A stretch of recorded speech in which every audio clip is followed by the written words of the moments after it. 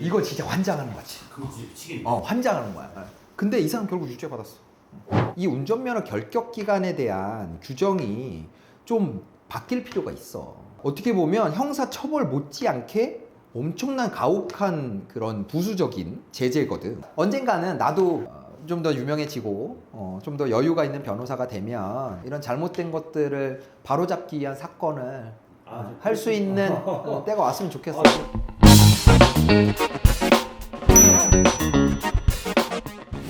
차가 진행을 하고 있는데 우측길에서 이렇게 튀어나온 차가 갑자기 이렇게 안으로 들어온 거야. 그래서 이 사람이 놀래가지고 피한다고 왼쪽 차선으로 들어갔는데 그게 버스 전용 차로였어요. 그러니까 이 사람 놀랐잖아. 그리고 버스 전용 차로에 자기 들어와 버렸잖아. 그러니까 빨리 여기 빠져나가야 되겠다 싶어서 버스들을 앞질러 가가지고 처음에는 그 사람이 자기 중앙선을 넘은 줄 알았대.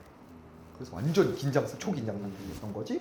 다행히 버스 전용 차로라는 걸 알고 빨리 빠져나가야 되겠다라고 해서 버스 앞으로 빠져나간 거야. 이렇게 뒤를 보면서 이렇게 주춤주춤하고 들어갔는데 아까 그 밀치고 들어온 차 있잖아. 그 차가 그 뒤에 있었던 거야. 근데 이 사람 못 봤어요. 못 보고 이제 주춤주춤하고서 이제 빠져나갔어. 근데 이 뒤에서 오던 차가 이 차 때문에 이제 브레이크를 밟으면서 그 뒤에서 오던 오토바이랑 부딪힌 거예요. 나랑은 안 부딪혔어. 쾅 소리가 났지. 쾅 소리가 났는데 사고 났나 보다 라고 하고서 나는 안 부딪혔으니까 그래서 가버린 거지. 근데 이 뒤에 차가 쟤 때문에 사고 났는데 쟤 도망쳤다 그래서 신고를 한 거야. 사고의 원인을 제공하면 또 남아서 그 사고 수습을 해야 되는 거거든. 그것도 인지하지. 이거 진짜 환장하는 거지. 그거 진짜 미치겠네. 환장하는 거야. 근데 이 사람 결국 유죄 받았어. 유죄 받았어. 이것도 내가 국민참여 재판했는데 유죄 받았는데 어떤 논리였냐면, 그러니까 당황해서 들어왔잖아. 당황해서 들어가고 버스 전용차로 빠져나가면서 이 사람은 주춤주춤, 그러니까 왜냐면 차가 올지도 모르니까 이제 주춤주춤 했단 말이지. 주춤주춤 한 거를 보복운전이라고 본 거야. 보복운전. 그러니까 왜냐면 이 차 때문에 밀려서 들어왔으니까 그 앞에서 이제 나갈 때 주춤주춤 한 거를 얘 때문에 내가 놀랐으니까 너도 당해봐라라고 하고서 주춤주춤 했다라는 거지. 그래서 고의적으로 그 앞에서 정차를 잠깐 했었고 그랬으니까 당연히 사고가 나는 건 봤을 거고 근데도 넌 그냥 갔다. 이런 거야. 이게 말이 되냐?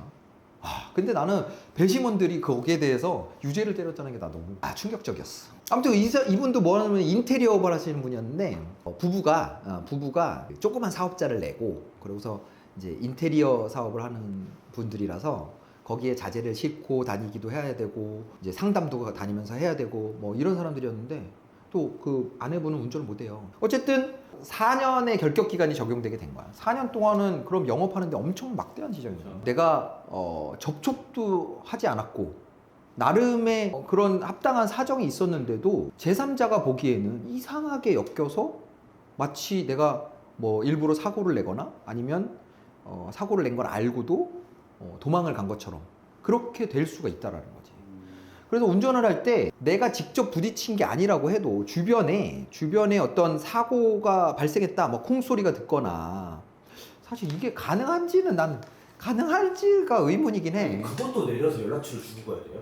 연락처를 내려서 주고 가는 것까지는 아니더라도 내려서 혹 사고의 원인이 뭔지 정도는 확인하고 가야 된다는 거지. 그러니까 이게 나는 가능한 일인가 싶어. 인테리어 운전자에게 뺑소니를 적용한다라는 건 사실 운전자에게 기대하기 어려운 걸 기대하는 거랑 마찬가지라고 보거든.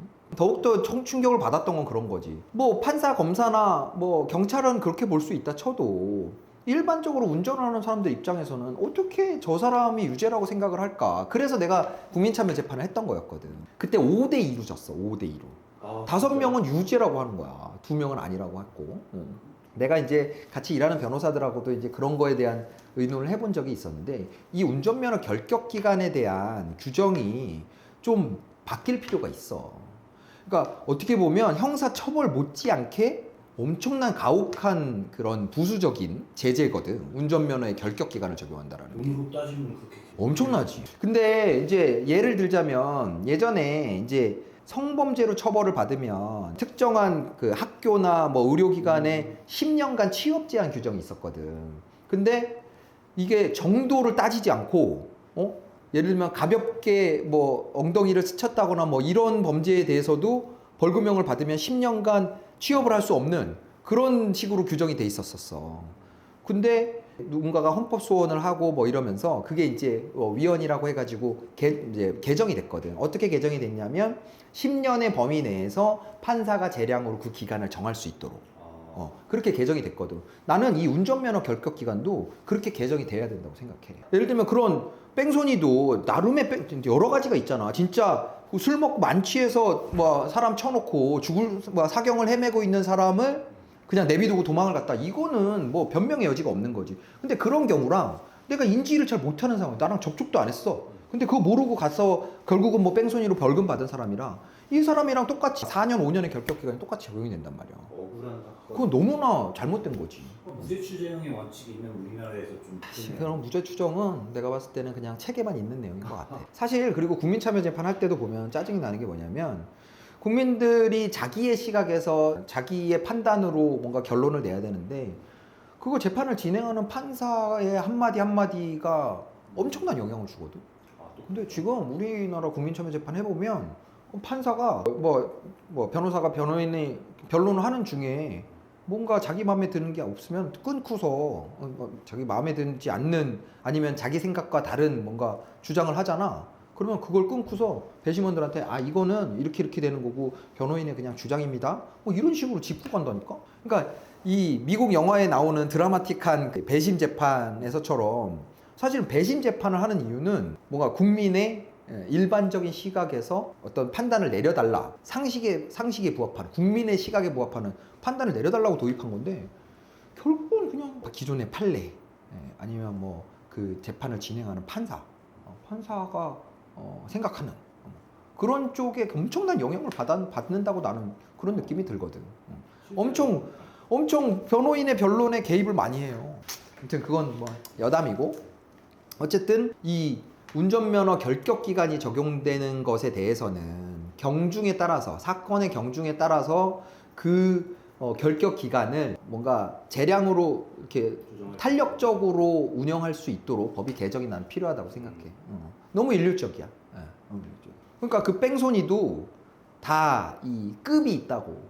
정말 악질의 뺑소니가 있는 거고. 이거는 조금 애매한 뺑소니라고 하기에도 애매한 그런 뺑소니가 있단 말이지. 누군가 그러니까 이게 변호사를 하면서 이런 생각을 하면서 한계점은 뭐냐면 내가 아무 사건도 없이 이걸 할 수는 없거든. 이거에 대해서 이의를 제기하거나 뭐 헌법소원 같은 걸 할 수 없다고. 사건이 있는 당사자만이 이걸 할 수 있단 말이야.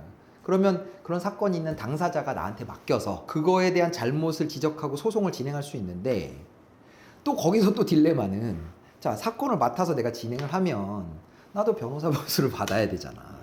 그러니까 의뢰인 입장에서는 돈이 드는 문제인데 거기까지 갈 것이냐에서 또 이제 또 돈을 들여서 거기까지 갈 것이냐에 대해서 또 주저할 수밖에 없는 거지.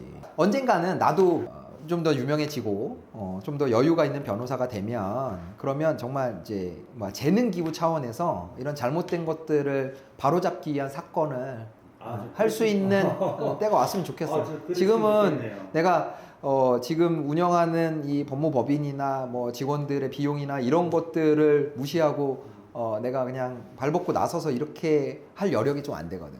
그러니까 빨리 좀 여유가 좀 생기고 하면 그러면 진짜 이런 좀 부조리하다고 생각하는 것들 그런 것도 그냥 돈 안 받고 아니면 1,000원 받고 그런 거 할 수 있는 변호사가 됐으면 좋겠네.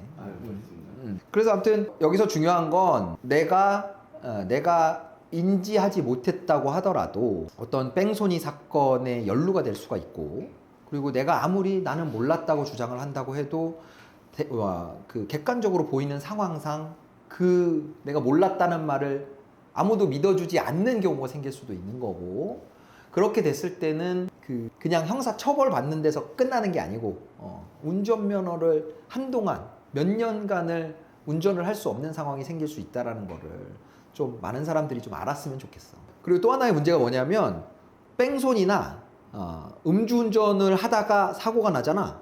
그러면 운전자 보험에서 면책 사유가 돼요. 내가 운전자 보험을 들어놨어도 그 사고가 뺑소니가 됐다거나 아니면 음주운전을 하다 난 사고라 그러면 그럼 운전자 보험에 아예 지급이 안 돼요. 형사 합의금도 안 나오고 변호사 비용도 안 나오고 그러니까 그냥 큰일 나는 거지. 그리고 뺑소니 종합보험도 안 돼. 종합보험의 자기 부담금이 엄청나게 높아요. 그러니까 음주운전하고 동일하게 취급되지. 그러니까 진짜 생각해보면 진짜 억울하게 뺑소니 되면 손해가 이만저만이야.